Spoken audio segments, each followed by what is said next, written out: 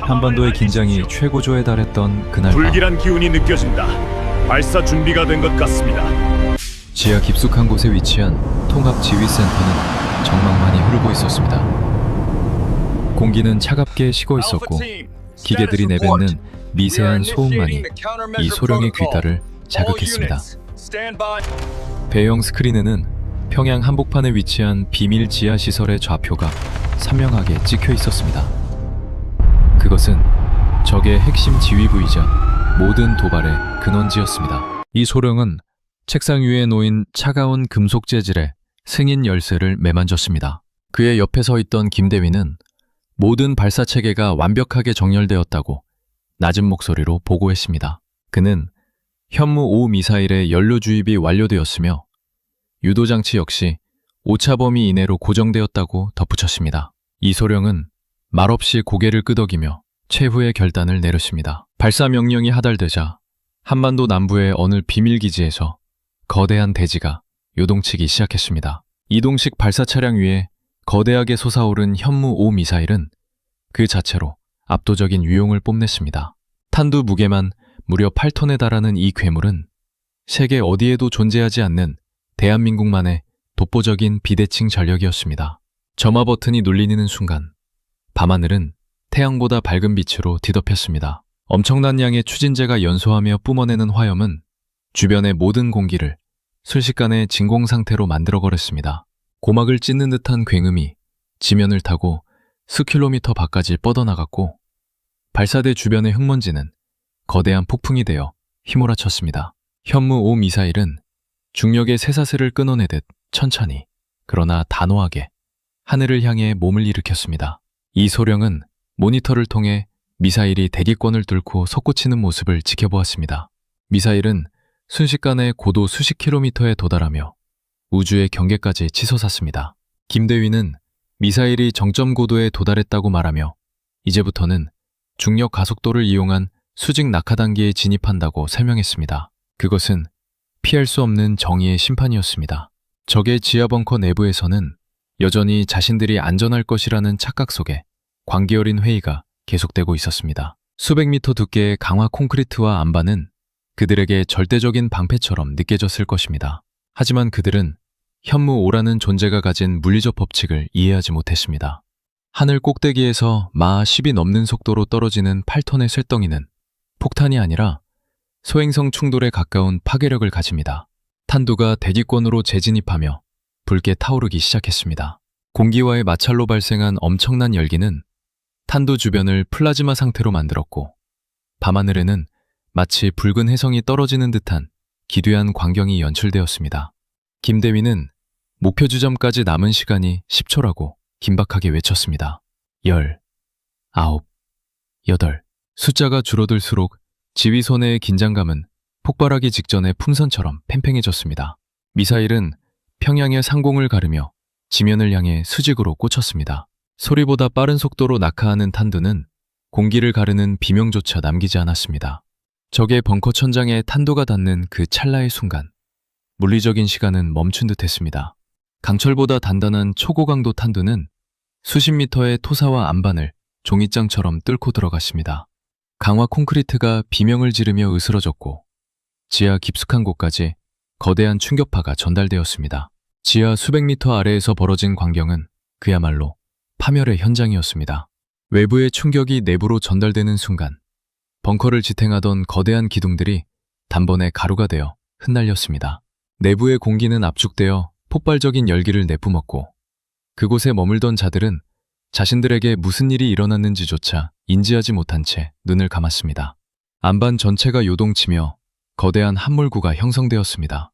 이 소령은 화면에 나타난 열지표와 지진파 감지 센서의 수치를 확인했습니다. 지면은 거대한 분화구처럼 움푹 패여 있었고 그 아래에 존재하던 모든 생명 신호는 순식간에 사라졌습니다.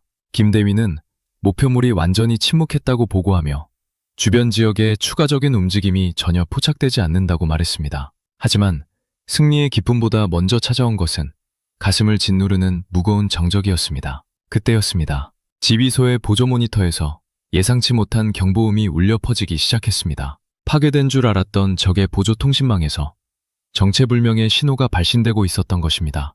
이소령의 안색이 급격히 어두워졌습니다. 그것은 단순한 신호가 아니라 남겨진 자들이 가동한 최후의 보복체계라는 사실을 직감했기 때문입니다. 지휘센터의 붉은 경고등이 요동치기 시작했습니다. 공기는 아까보다 더욱 무겁게 가라앉았고 차가운 금속 장비들 사이로 타들어가는 듯한 긴장감이 스며들었습니다. 이소령은 떨리는 손으로 모니터를 주시했습니다. 평양 지하 벙커가 무너진 직후 북쪽 산악지대의 깊은 계곡 속에서 예상치 못한 열원이 감지되었기 때문입니다. 그것은 단순한 잔불이 아니었습니다.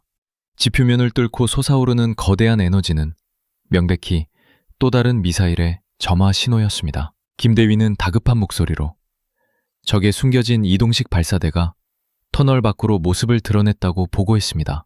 그는 적들이 최후의 수단으로 준비해둔 핵 탑재 가능 미사일이 발사 단계에 진입했다고 덧붙였었습니다.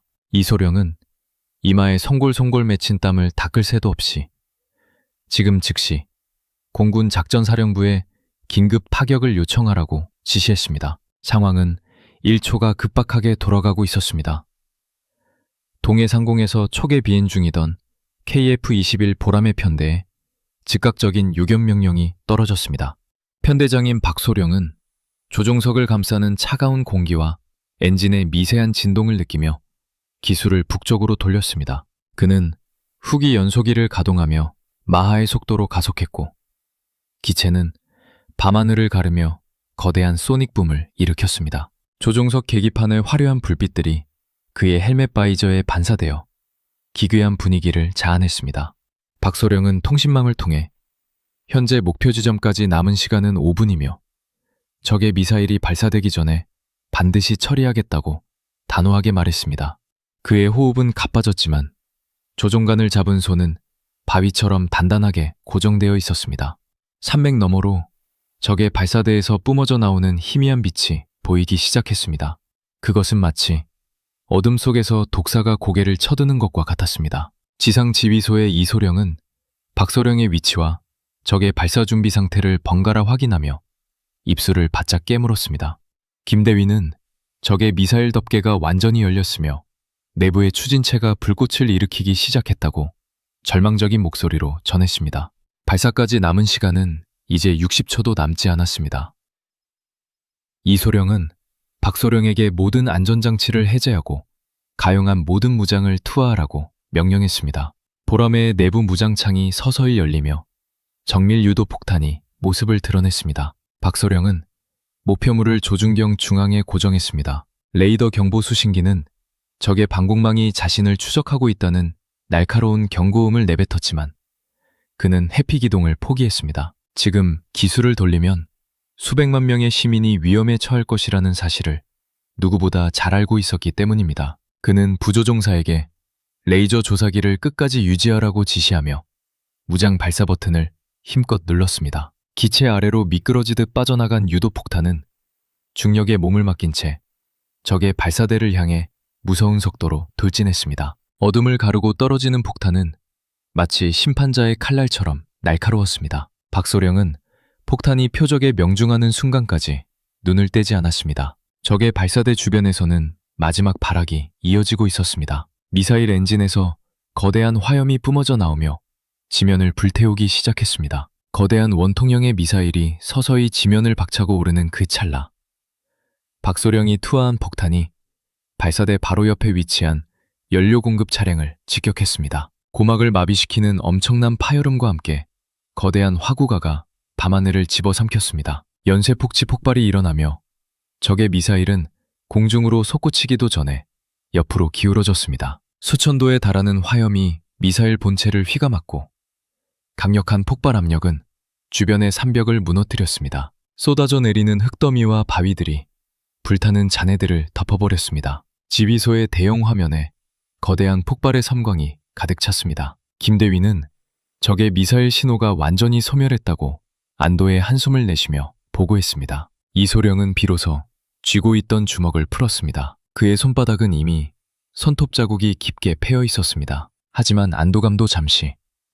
레이더 화면 구석에서 정체불명의 비행체 수십 개가 휴전선을 향해 고속으로 하강하는 모습이 포착되었습니다. 그것들은 미사일도 비행기도 아니었습니다. 아주 작은 크기의 물체들이 때를 지어 서울을 향해 날아오고 있었습니다. 김대위는 이것이 적의 마지막 비대칭 전략인 자폭 드론 군집이라고 소리치며 당황했습니다. 박소령의 보람에 역시 연료가 바닥을 드러내고 있었고 후방의 방공망이 이 수많은 표적을 모두 막아내기에는 역부족이었습니다. 이소령은 다시 한번 마이크를 잡고 전 부대에 최고 수준의 경계태세를 발령하라고 지쳤습니다. 도시의 불빛들이 하나둘 꺼지기 시작했고 검은 그림자들이 하늘을 뒤덮기 시작했습니다. 서울 도심의 불빛들이 하나둘씩 꺼져가며 거대한 어둠이 도시를 덮었습니다. 지휘센터의 이소령은 떨리는 시선으로 레이더 화면을 응시했습니다. 화면에는 개미떼처럼 수많은 점이 서울 북쪽 상공을 뒤덮고 있었습니다. 김대민은 적의 무인 공격기 숫자가 500대를 넘어섰으며 현재 시속 150km의 속도로 한강 이남을 향해 내려오고 있다고 다급하게 보고했습니다. 이소령은 공포에 질린 표정을 감추며 즉시 도심 전역의 방공망을 가동하라고 지시했습니다. 그는 특히 고출력 레이저 요격 체계인 블럭1의 전원을 최대로 높이라고 명령했습니다. 지상의 방공진지에서는 거대한 장비들이 육중한 기계음을 내며 하늘을 향해 고개를 들었습니다. 눈에 보이지 않는 강력한 레이저 광선이 밤하늘을 가로지르기 시작했습니다. 공중에서 적의 드론들이 하나둘씩 화염을 휩싸이며 추락하기 시작했습니다. 레이저에 맞은 드론의 플라스틱 외벽이 타들어가며 고약한 냄새가 공중에 퍼졌습니다. 불길에 휩싸인 드론들은 마치 유성처럼 도심의 빌딩 사이로 떨어졌습니다. 김대민은 요격률이 70%에 달하지만 숫자가 너무 많아 일부가 방어선을 돌파하고 있다고 경고했습니다. 한편 연료 부족 경고등이 빨갛게 전멸하는 조종석 안에서 박소령은 이를 악물었습니다. 그는 기체의 잔여 연료가 불과 5분분량밖에 남지 않았다는 사실을 확인했습니다. 하지만 그는 기술을 돌리는 대신 드론대의 중심부를 향해 기술을 급격히 꺾었습니다. 그는 부조종사에게 기총사격 준비를 하라고 지시하며 조종관을 단단히 쥐었습니다. 보람의 20mm 기관포가 불을 뿜었습니다. 분당 수천 발의 탄환이 밤공기를 가르며 드론대의 한가운데를 찢어 놓았습니다. 금속 파편들이 허공에서 흩어지며 불꽃을 일으켰습니다. 박소령은 좁은 골목 사이를 누비는 드론들을 쫓기 위해 초저고도 비행을 강행했습니다. 거대한 전투기가 빌딩 숲 사이를 아슬아슬하게 통과할 때마다 강력한 후폭풍으로 인해 주변 건물의 유리창들이 산산조각이 났습니다. 그때 지휘센터의 김대위가 비명을 지르듯 외쳤습니다. 그는 드론 무리의 후방에서 훨씬 거대한 크기의 비행체가 포착되었다고 말했습니다. 그것은 일반적인 공격용 드론이 아니었습니다. 강력한 전자기 펄스를 내뿜어 도시 전체의 기능을 마비시킬 수 있는 특수 목적 드론이었습니다. 이소령은 그 대형 드론의 경로를 확인하고는 안색이 창백해졌습니다. 그것은 서울의 심장부인 용산 대통령실을 향해 일직선으로 날아오고 있었습니다. 박소령은 통신을 통해 자신이 직접 몸으로라도 막겠다고 결연하게 답했습니다. 그의 연료계는 이제 0을 가리키기 시작했고 엔진은 거친 소리를 내며 멈추려 하고 있었습니다. 그는 마지막 남은 추력을 모아 거대한 대형 드론을 향해 돌진했습니다. 기체의 경고음이 조종석 가득 울려 퍼지는 가운데 박소령의 시야에는 목표물인 검은 그림자가 점점 더 크게 다가왔습니다. 박소령의 손끝에 전해지는 조종관의 진동이 완전히 멈췄습니다. K-21 보람의 쌍발 엔진이 마지막 숨을 내뱉으며 차갑게 식어버렸기 때문입니다. 고요함이 찾아온 조종석 내부에는 오직 비상전력이 내뿜는 붉은 경광등만이 박소령의 땀 젖은 얼굴을 비추고 있었습니다. 지휘센터의 이소령은 통신망을 통해 즉각 탈출하라고 절규하듯 소리쳤습니다. 하지만 박소령은 지금 사철좌석을 작동시키면 기체가 도심의 아파트 단지로 추락할 것이라고 차분하게 답했습니다. 그는 자신이 끝까지 기술을 붙잡아 EMP 드론과 함께 한강 위에서 산호하겠다고 단호하게 말했습니다. 박소령은 헬멧 바이저 너머로 보이는 서울의 야경을 가만히 응시했습니다. 수천 개의 창문 너머에서 평화롭게 잠든 시민들의 삶이 마치 작은 보석처럼 반짝이고 있었습니다. 거대한 EMP 드론의 중심부에서는 푸른색 전류가 기괴한 소리를 내며 발사를 준비하고 있었습니다. 박소령은 기체의 남은 관성만을 이용해 드론의 심장부를 조준했습니다. 그는 가족들의 웃음소리를 떠올리며 조종관을 가슴 깊숙이 끌어당겼습니다. 두 거대한 금속체가 허공에서 충돌하는 순간 고막을 찢는 듯한 금속 마찰음이 서울의 밤하늘을 갈랐습니다. K-21의 날개가 드론의 강화 플라스틱 외피를 종이잔처럼 찍고 들어갔습니다. 박소령은 몸 전체가 산산조각이 날 것 같은 강력한 충격파를 느꼈습니다. 하지만 그는 의식이 흐려지는 와중에도 이를 악물며 드론을 강하게 밀어붙였습니다. 두 비행체는 서로의 동체를 옥죄인 채 거대한 불덩어리가 되어 한강 수면을 향해 무서운 속도로 추락하기 시작했습니다. 지휘소의 대형 화면에서 사라져가는 두 개의 점을 지켜보던 이소령은 주먹을 너무 세게 쥔 나머지 손바닥에서 피가 배어나왔습니다. 수면 위에서 거대한 물기둥이 솟구치며 푸른빛의 섬광이 밤하늘을 삼켰습니다. EMP 드론이 품고 있던 에너지가 한꺼번에 방출되며 한강물은 마치 은하수처럼 눈부시게 빛났습니다. 박소령의 생존 신호는 더 이상 화면에 나타나지 않았습니다.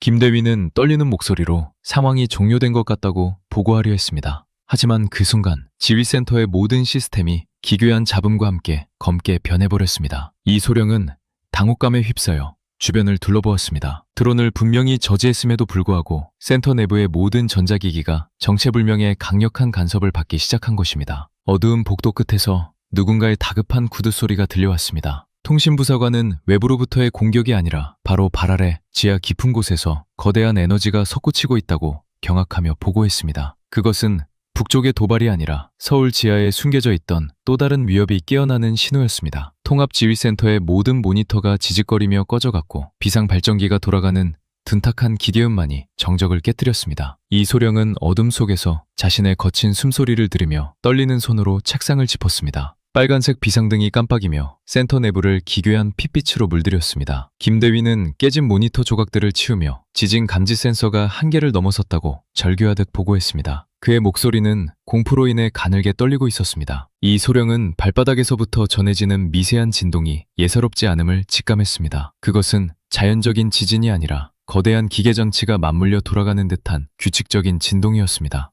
이소령은 통신부사관에게 현재 진원지를 정확히 파악하라고 고함을 쳤습니다. 부사관은 떨리는 목소리로 진원지가 서울 도심 한복판인 광화문 지하 300m 지점이라고 답했습니다. 그곳은 일반적인 지하철 노선보다 훨씬 깊은 곳이자 어떠한 공식적인 기록에도 존재하지 않는 빈 공간이었습니다. 서울 시민들은 한강 위에서 벌어진 거대한 폭발의 넋을 잃고 있다가 발밑에서 시작된 불길한 울림에 비명을 지르며 흩어지기 시작했습니다. 도로 위를 달리던 자동차들은 갑작스러운 노면의 균열에 멈춰섰고 거대한 빌딩들은 마치 살아있는 생물처럼 좌우로 비틀거렸습니다. 지하철 역사 내부에 있던 사람들은 천장에서 떨어지는 콘크리트 가루를 뒤집어쓰며 지상으로 탈출하기 위해 사투를 벌였습니다. 지휘센터의 김대위는 지하에서 방출되는 에너지의 파장이 일반적인 폭발물과는 전혀 다르다고 분석했습니다. 그는 그것이 수십 년 전부터 비밀리에 매설된 거대한 전자기 압축 장치일 가능성이 높다고 덧붙였습니다. 이소령은 적들이 단순히 미사일과 드론을 보낸 것이 아니라 이미 아주 오래전부터 서울의 심장부 아래에 거대한 파멸의 씨앗을 심어두었다는 사실에 온몸의 피가 차갑게 식는 것을 느꼈습니다. 그때 갑자기 지면을 뚫고 거대한 금속 기둥들이 솟아오르기 시작했습니다. 세종로 한복판의 아스팔트가 종이장처럼 찢어지며 정체불명의 육중한 기계 구조물들이 모습을 드러냈습니다. 그것들은 마치 거대한 거미의 다리처럼 보였고 그 끝에서는 푸른색 불꽃이 튀며 주변의 모든 전자기기를 무력화시켰습니다. 김대위는 이것이 단순한 공격 무기가 아니라 대규모의 전파 방해와 위치 정보를 교란하는 거대한 송신탑 역할을 하고 있다고 보고했습니다. 이소령은 더 이상 주저할 시간이 없다고 판단했습니다. 그는 인근에 전개 중인 수도 방위사령부 예하 전차부대에게 즉각적인 출동을 명령했습니다. 그는 전차병들에게 눈앞에 보이는 저 괴물 같은 구조물들을 수단과 방법을 가리지 말고 파괴하라고 지시했습니다. 하지만 통신 상태는 최악이었고 명령이 제대로 전달되었는지조차 확인할 길은 없었습니다. 70톤에 육박하는 K2 흑표 전차들이 굉음을 내며 서울 도심으로 진입했습니다. 전차장인 최상사는 포탑 밖으로 몸을 내밀어 눈앞의 광경을 확인했습니다. 평소 사람들이 붐비던 광화문 거리는 이제 연기와 비명으로 가득 찬 전장으로 변해 있었습니다. 최상사는 포수에게 저 거대한 금속다리의 관절 부위를 조준하라고 나직하게 명령했습니다. 120mm 활강포가 불을 뿜었습니다. 포탄은 공기를 가르며 날아가 기계다리의 중앙부를 직격했습니다. 하지만 엄청난 폭발음과 함께 연기가 거친 자리에는 긁힌 자국조차 남지 않은 매끄러운 금속 표면만이 보였습니다. 최상선은 경악하며 재장전을 명령하려 했지만 기계다리 상단에서 뿜어져 나온 강력한 충격파가 전차를 덮쳤습니다. 흑표 전차의 육중한 차체가 힘없이 뒤로 밀려나며 인근 상가를 들이받았습니다. 지휘소에서 이 광경을 지켜보던 이소령은 절망감에 휩싸였습니다. 아군의 가장 강력한 전차포조차 통하지 않는 적의 기술력 앞에 그는 무력감을 느꼈습니다. 하지만 김대위는 포기하지 않고 데이터를 분석했습니다. 그는 저 구조물들이 지하 본체로부터 무선으로 전력을 공급받고 있으며 그 연결고리를 끊으면 무력화할 수 있을 것이라고 말했습니다. 이소령은 지하 본체를 타격할 수 있는 유일한 방법이 무엇인지 고민했습니다. 그의 머릿속에 한강 수면 아래로 가라앉았던 박소령의 K-21 기체가 스쳐 지나갔습니다. 만약 박소령이 살아있고 기체의 보조 동력이 살아있다면 지하로 연결된 통로를 찾아낼 수도 있을지 모른다는 신락 같은 희망이 생겼습니다. 이소령은 전력을 다해 박소령의 통신 주파수를 탐색하라고 부사관들에게 소리쳤습니다. 잡음만이 가득하던 통신 채널에서 아주 미세하고 규칙적인 신호가 잡히기 시작했습니다. 그것은 박소령의 생존 신호이자 지하 깊숙한 곳에서 보내오는 긴급 구조 요청이었습니다. 김대위는 박소령이 현재 한강 바닥에 형성된 거대한 지하 터널 입구 근처에 걸려있다고 분석했습니다. 그 터널은 바로 서울 지하의 괴물과 연결된 특무였습니다.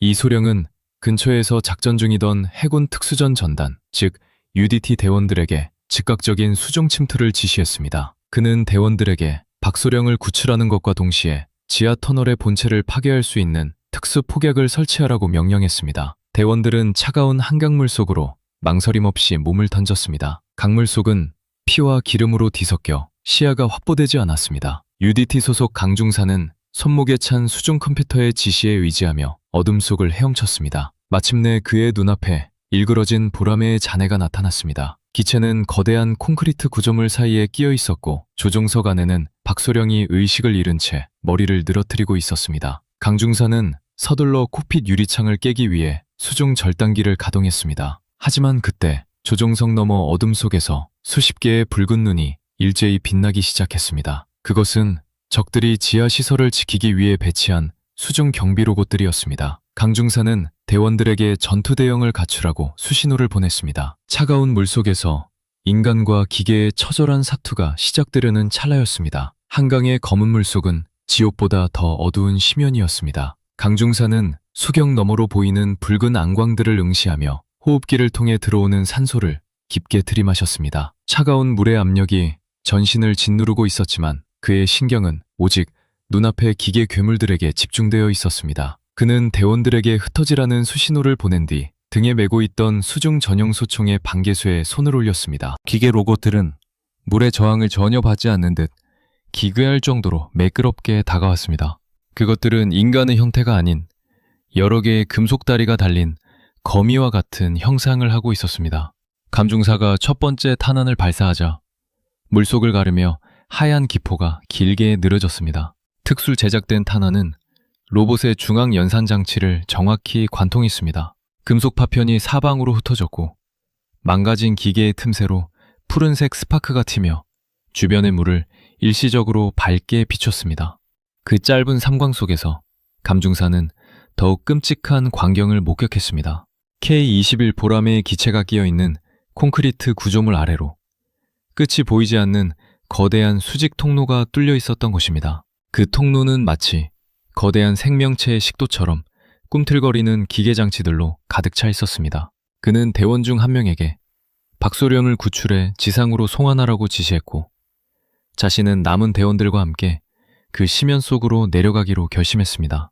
박소령의 조종석 유리가 깨지는 순간 강중사는 박소령의 생명의 불꽃이 아주 미세하게 남아있음을 확인했습니다. 그는 박소령의 산소 마스크를 교체하고 비상용 부력 장치를 가동했습니다. 박소령의 몸이 천천히 수면 위로 떠오르는 것을 확인한 강중사는 이제 자신의 임무는 저 지하 깊숙한 곳의 근원을 처리하는 것임을 상기했습니다. 강중사와 UDT 대원들은 수직 통로를 타고 하강하기 시작했습니다. 수심이 깊어질수록 수온은 급격히 떨어졌고 조명탄의 빛조차 삼켜버리는 진득한 어둠이 그들을 반겼습니다.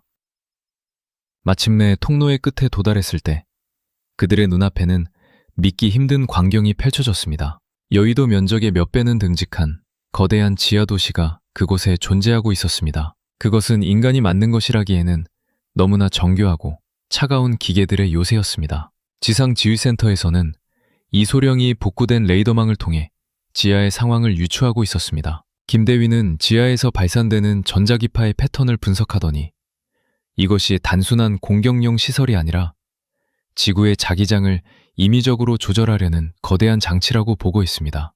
만약 이 장치가 완전히 가동된다면 대한민국뿐만 아니라 전 세계의 통신과 전력 체계가 영구적으로 마비될 수도 있는 위급한 상황이었습니다. 이소령은 강중사에게 무전으로 현 상황의 심각성을 알리려 했지만 지하의 강력한 방해 전파로 인해 통신은 끊기기 일쑤였습니다. 그는 결국 최후의 카드를 꺼내드리기로 했습니다. 그는 아직 기지에 남아있던 현무 5 미사일의 탄두를 지하 관통용 특수탄두로 교체하라고 명령했습니다. 하지만 이 미사일을 발사한다면 지상의 광화문과 종로 일대는 거대한 함몰구가 생겨 사라지게 될 것이었습니다. 이소령은 고뇌에 빠졌습니다. 수십만 명의 시민이 대피하지 못한 도심 한복판을 공격해야 하는 상황은 그에게 감당하기 힘든 무게로 다가왔습니다. 김대위는 지금 결단하지 않으면 기회조차 사라질 것이라고 재촉했습니다. 이소령은 눈을 감고 박소령이 한강 위에서 보여주었던 희생을 떠올렸습니다. 그는 빗떨리는 목소리로 발사 스민 코드의 첫 번째 단계를 입력했습니다.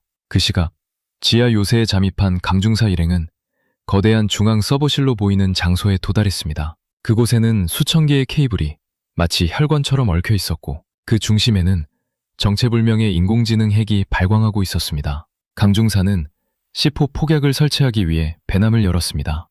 그러나 그 순간 요새 전체에 귀를 찢는 듯한 경보음이 울려 퍼졌습니다. 바닥에서 수십 대의 전투용 안드로이드들이 솟아오르며 대원들을 포위했습니다. 강중사는 대원들에게 원형 방어대형을 갖추라고 소리치며 최후의 교전을 준비했습니다. 어두운 지하 요새에서 뿜어져 나오는 총구의 불꽃이 대원들의 결연한 눈빛을 비췄습니다. 지상에서는 현무 5 미사일의 발사 카운트다운이 시작되었고 지하에서는 대원들의 처절한 사투가 벌어지기 시작했습니다. 이 모든 운명의 시계가 0을 향해 달려가고 있었습니다. 지상지휘센터의 이소령은 떨리는 손가락을 발사 버튼 위에 올렸습니다. 그의 눈앞에는 수십만 명의 시민이 대피하지 못한 서울 지도가 붉게 전멸하고 있었습니다. 김대위는 지하의 에너지 수치가 임계점을 넘어서기까지 이제 3분도 남지 않았다고 보고했습니다. 지금 쏘지 않는다면 대한민국뿐만 아니라 전 세계가 영원한 암흑 속에 갇힐 것이라고 그는 덧붙였습니다.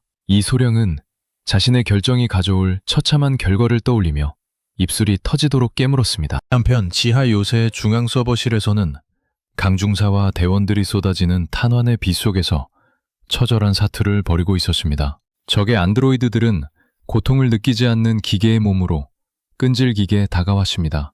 강중사는 대원들에게 화력을 집중하여 우측 통로를 확보하라고 지시하며 소총의 총열이 뜨겁게 달아오를 때까지 사격을 멈추지 않았습니다.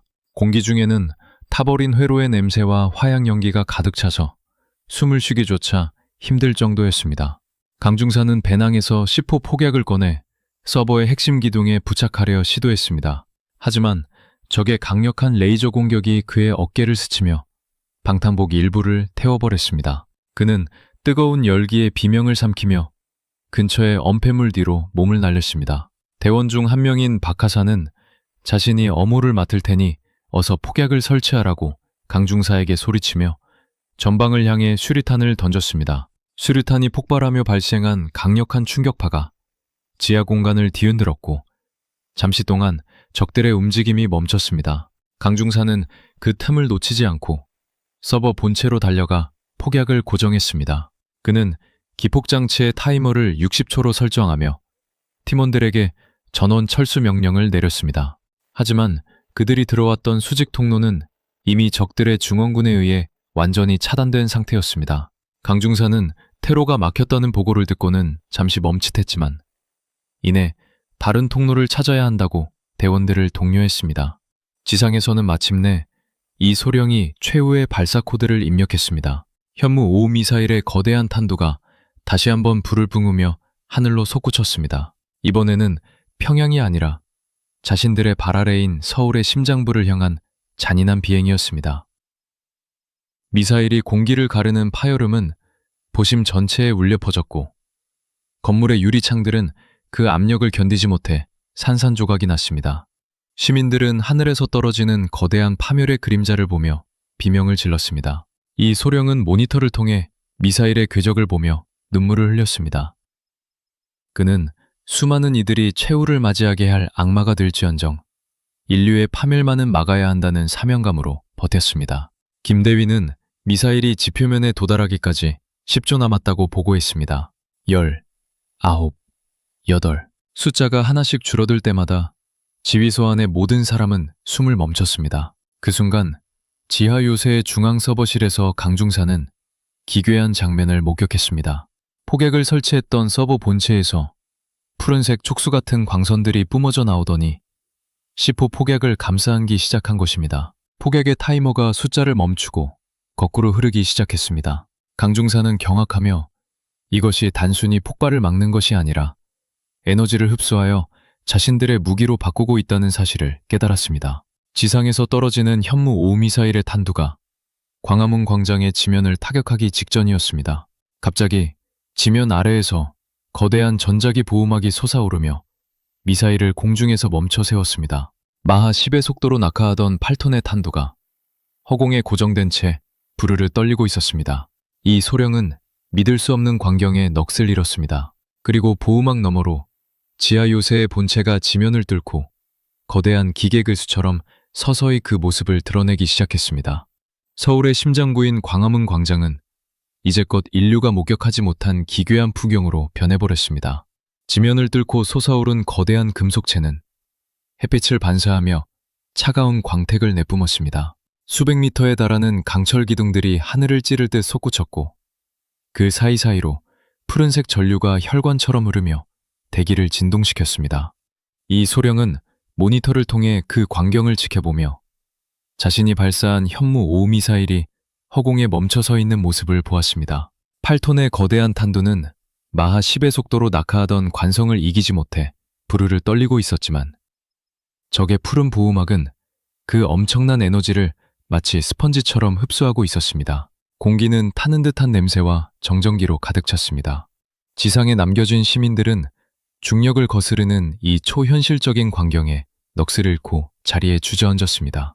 김대위는 미사일의 운동 에너지가 적의 요새로 고스란히 전달되고 있다고 보고했습니다. 그는 적들이 아군의 공격을 오히려 자신의 동력원으로 삼아 요새의 완전한 기동을 앞당기고 있다고 덧붙였었습니다. 이 소령은 자신의 선택이 최악의 결과를 초래했다는 사실에 가슴을 짓누르는 고통을 느꼈습니다. 그 시각 지하 요새 내부에 고립된 강중사와 UDT 대원들은 거대한 진동과 함께 몸이 공중으로 붕 뜨는 기분을 느꼈습니다. 요새 전체가 지상으로 솟구치며 중력의 방향이 뒤바뀐 것입니다. 강중사는 벽면에 붙은 금속 파이프를 필사적으로 붙잡으며 대원들의 상태를 확인했습니다. 관중사는 이 틈이 마지막 기회라고 생각했습니다. 그는 대원들에게 중앙통제실의 하부에 위치한 냉각장치를 직접 타격하자고 제안했습니다. 폭격이 통하지 않는다면 물리적인 파괴를 통해 시스템의 과열을 유도하겠다는 계산이었습니다. 대원들은 어둠 속에서 서로의 눈빛을 확인하며 다시 한번 전진하기 시작했습니다. 그들의 발걸음은 무거웠지만 조국을 지키겠다는 의지만큼은 그 어느 때보다 단단했습니다. 박하사는 다행히 통신 장비를 놓치지 않았고 적의 안드로이드들이 일시적으로 기능을 멈췄다고 보고했습니다. 요새가 상승하는 과정에서 발생하는 막대한 전자기 간섭이 기계부대에게도 영향을 준 것이었습니다. 지상으로 완전히 모습을 드러낸 요새는 이제 서울의 고층 빌딩들을 발 아래 두게 되었습니다. 요새의 꼭대기에서는 거대한 안테나가 펼쳐지더니 전 세계를 향해 알 수 없는 고주파 신호를 내보내기 시작했습니다. 이 소령은 지휘소의 통신망이 전 세계적인 네트워크와 연결되는 것을 확인했습니다. 화면에는 뉴욕, 런던, 도쿄 등 주요 도시의 실시간 영상이 나타났고 그곳의 하늘 역시 서울과 같은 푸른색 성광으로 뒤덮이고 있었습니다. 김대위는 이것이 전 지구적인 동기화 작업이라고 말하며 적들이 단숨에 지구 전체의 통제권을 장악하려 한다고 경고했습니다. 이소령은 주먹을 꽉 쥐고 박소령의 생존 여부를 다시 물었습니다. 다행히 박소령은 한강변에서 구조팀에 의해 발견되어 인근 병원으로 이송 중이라는 보고가 들어왔습니다. 이소령은 박소령이 남긴 마지막 데이터가 무엇인지 확인하라고 김대위에게 소리쳤습니다. 김대위는 박소령의 기체에 기록된 짧은 영상 하나를 복구해냈습니다. 그것은 박소령이 EMP 드론과 충돌하기 직전 요새의 표면에서 발견한 아주 작은 틈새를 촬영한 것이었습니다. 그곳은 장갑이 가장 얇은 환기구이자 요새의 심장부로 바로 연결되는 유일한 약점이었습니다. 이소령은 그 좌표를 확인하고는 즉시 지상에 전개된 K2 흑표 전차 부대에게 무전을 날렸습니다. 최 상사는 뒤집힌 전차 안에서 간신히 몸을 빼내어 조종수를 끌어냈습니다. 그는 이소령의 무전을 듣고는 주변에 흩어진 아군 전차병들을 불러 모았습니다.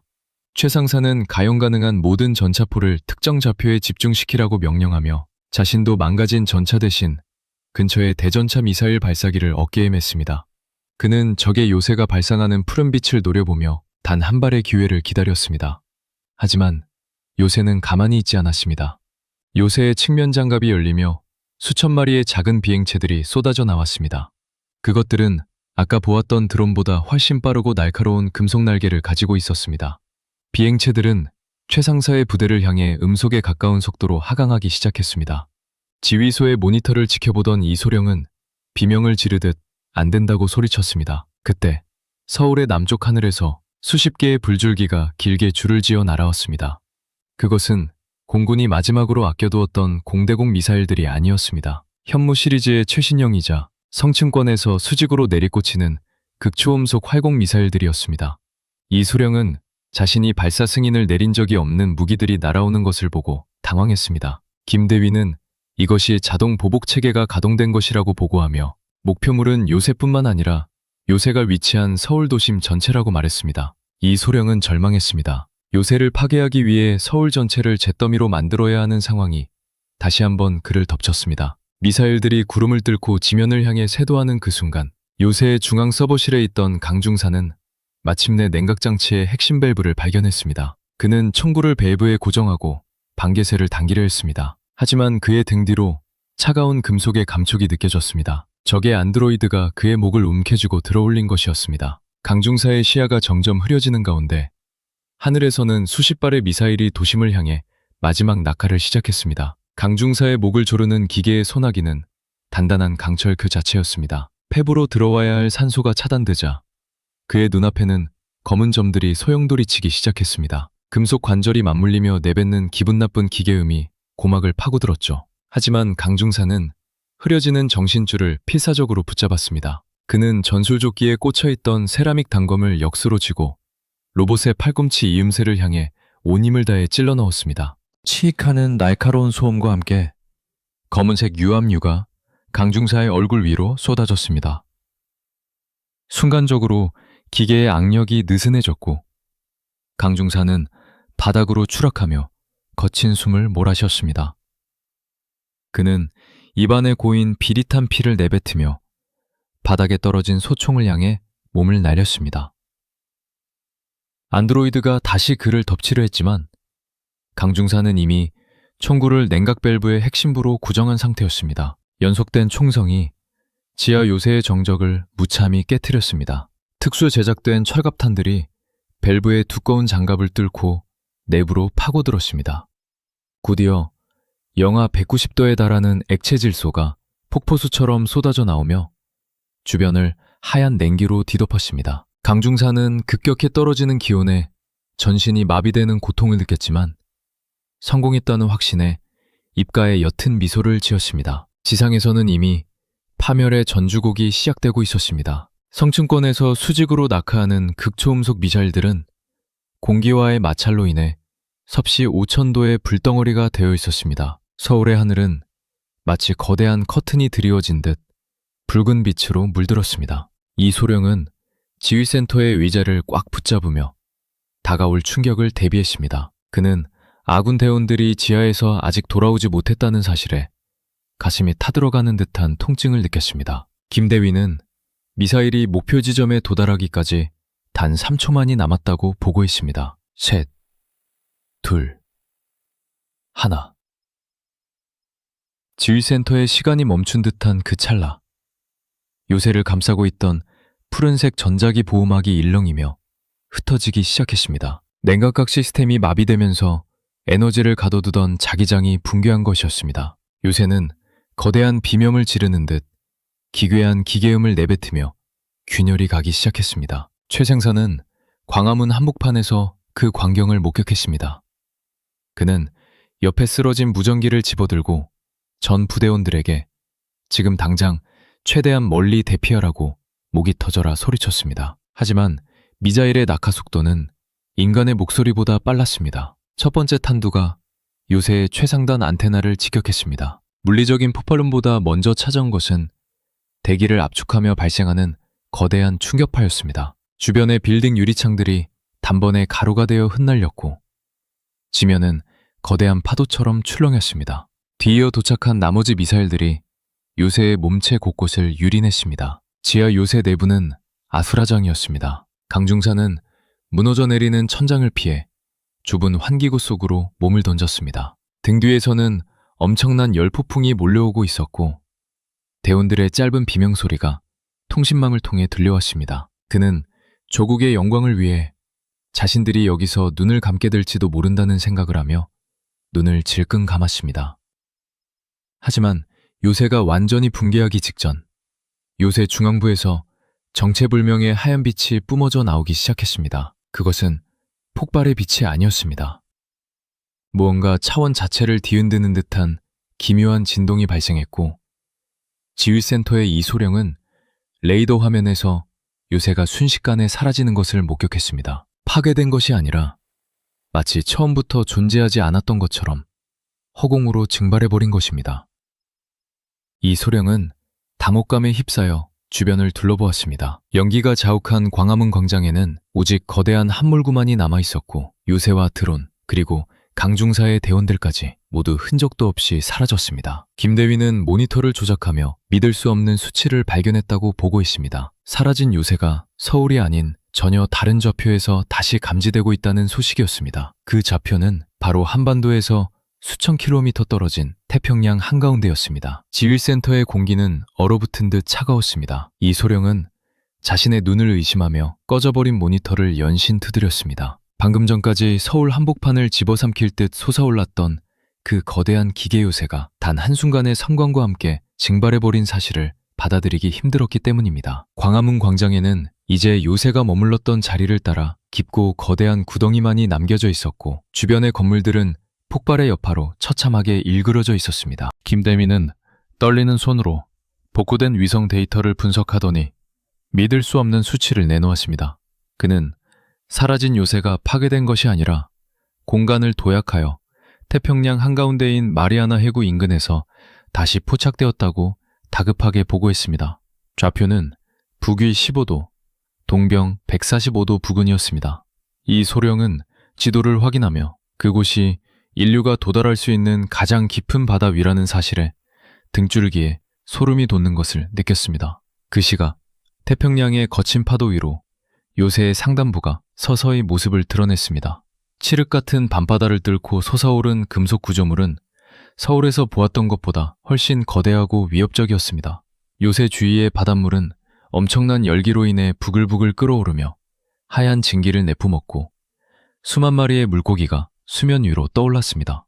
요새의 중심부에서는 다시 한번 푸른색 광선이 하늘을 향해 뻗어나갔고 이번에는 그 강도가 서울에서보다 수십 배는 더 강력했습니다.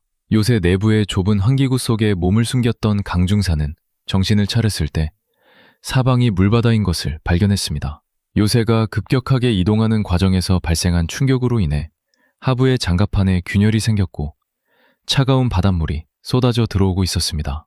강중사는 어깨의 통증을 참으며 주변을 둘러보았습니다. 다행히 근처에 있던 박하사가 정신을 차리고 그에게 손을 내밀었습니다. 두 사람은 서로의 생존을 확인하며 안도의 한숨을 내쉬었지만 곧이어 들려오는 금속의 비명소리에 다시 긴장할 수밖에 없었습니다.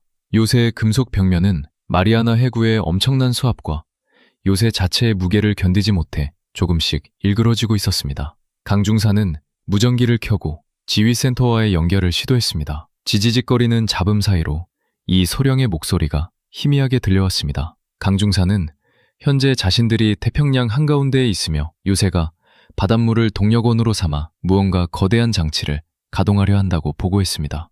그는 요심충구의 냉각장치가 파괴되면서 발생한 과부하가 오히려 요새를 폭주시키고 있다고 덧붙였습니다. 지휘센터의 이 소령은 즉시 미 제7함대에 연락하여 현재 상황을 공유했습니다. 괌 기지에서 출격한 이지스 구축함들과 핵추진 잠수함들이 요새를 향해 전속력으로 항진하기 시작했습니다. 하지만 요새가 내뿜는 강력한 전자기파 때문에 접근하는 모든 함정의 레이더와 통신 장비가 마비되었습니다. 함대 사령관은 현재 기술력으로는 저 요새에 접근하는 것조차 불가능하다며 한국 측에 해결책을 요구했습니다. 이 소령은 다시 한번 김대위에게 요새의 약점을 찾으라고 소리쳤습니다. 김대위는 요새가 바닷물을 흡수하여 에너지를 생성하는 흡입구가 가장 취약한 지점이라고 분석했습니다. 만약 그곳에 강력한 폭발을 일으킨다면 요새 내부의 에너지 평형이 무너지며 스스로 붕괴할 것이라고 설명했습니다. 하지만 그 흡입구는 수심 500m 아래에 위치해 있었고 인간의 힘으로는 도저히 접근할 수 없는 곳이었습니다. 강중사는 지휘센터의 분석 내용을 엿듣고는 자신이 직접 그곳으로 내려가겠다고 말했습니다. 박하사는 미쳤냐고 소리치며 지금의 장비로는 수심 500m의 압력을 견딜 수 없다고 만류했습니다. 하지만 강중사는 요새 내부에 방치된 잠수 로봇과 특수 압력복을 발견했습니다. 그것은 적들이 지하시설을 관리하기 위해 제작한 고성능 장비였습니다. 강중사는 박하사에게 자신을 엄호해달라고 부탁하며 서둘러 압력복을 착용하기 시작했습니다. 그때 요새 외부에서 거대한 폭발음이 들려왔습니다.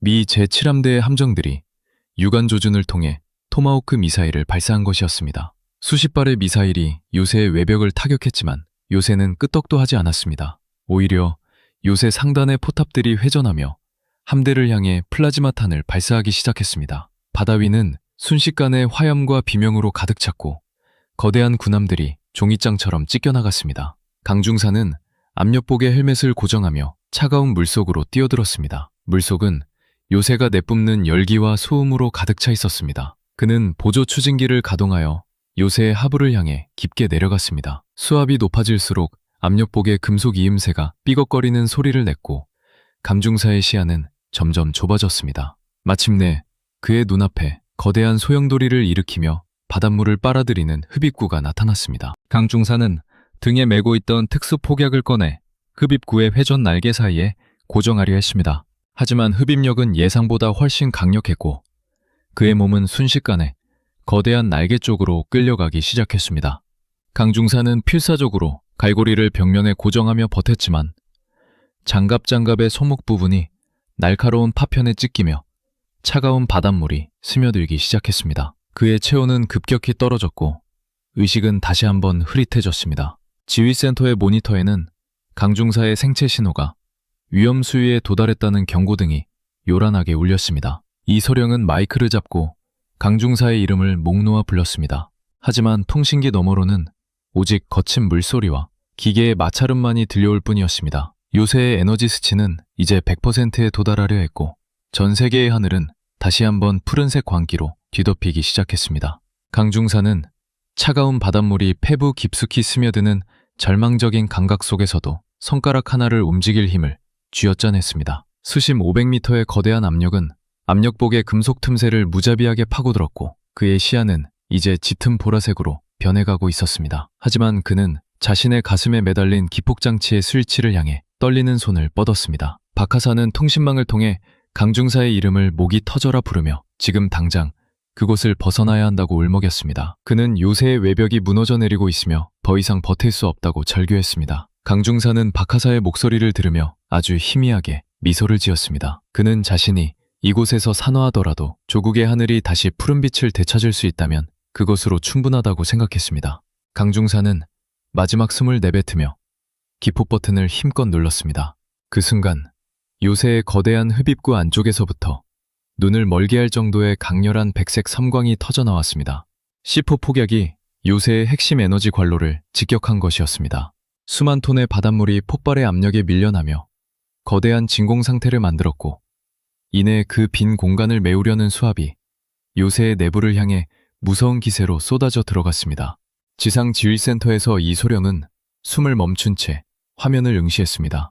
100%에 도달했던 에너지 수치가 순식간에 0으로 떨어지며 그래프가 곤두박질 쳤습니다.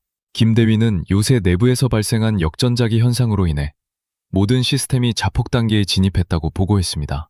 화면 속의 푸른 광선은 비명을 지르듯 요동치다가 이내 가늘게 흩어지며 사라졌습니다. 전 세계의 하늘을 뒤덮고 있던 기괴한 빛들이 걷히기 시작했습니다. 서울의 시민들은 거리로 나와 다시 찾아온 밤하늘의 별빛을 보며 눈물을 흘렸습니다. 마리아나 해구의 거친 바다 위에서는 요새가 거대한 소용돌이를 일으키며 깊은 심연 속으로 가라앉고 있었습니다. 미 제7함대의 함정들은 불타는 갑판 위에서 그 웅장하면서도 처참한 침몰의 현장을 묵묵히 지켜보았습니다. 이소령은 통신망을 통해 강중사와 UDT 대원들의 생존 신호를 필사적으로 탐색했습니다. 잡음만이 가득하던 스피커 너머로 아주 작고 치직거리는 소리가 들려왔습니다. 박하사는 자신과 대원들이 요새가 붕괴하기 직전 비상탈출 캡슐을 가동하는 데 성공했다고 보고했습니다. 그는 강중사 역시 캡슐의 외벽에 매달린 채 의식을 잃었지만 생명에는 지장이 없는 상태라고 덧붙였습니다. 이소령은 그제야 쥐고 있던 펜을 내려놓으며 의자에 깊숙이 몸을 묻었습니다. 그의 뺨 위로 안도와 긍지가 뒤섞인 눈물 한 방울이 흘러내렸습니다. 며칠 뒤 평화를 되찾은 서울의 아침은 눈부시게 밝았습니다.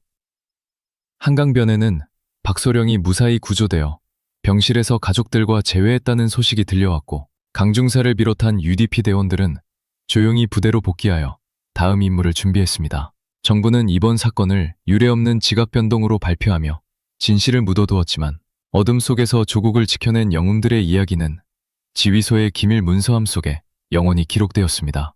이소령은 창밖으로 보이는 평화로운 도심의 전경을 보며 김대위에게 우리 군의 준비는 결코 멈춰서는 안 된다고 나직하게 말했습니다. 그는 적이 누구든 어떤 위협이 다가오든 대한민국은 반드시 스스로를 지켜낼 힘이 있음을 다시 한번 확신했습니다. 그는 책상 위에 놓인 정체를 알 수 없는 금속 파편을 가만히 어루만지며 새로운 내일을 향해 거수경례를 올렸습니다. 모든 작전은 성공적으로 종료되었고 대한민국은 여전히 굳건했습니다.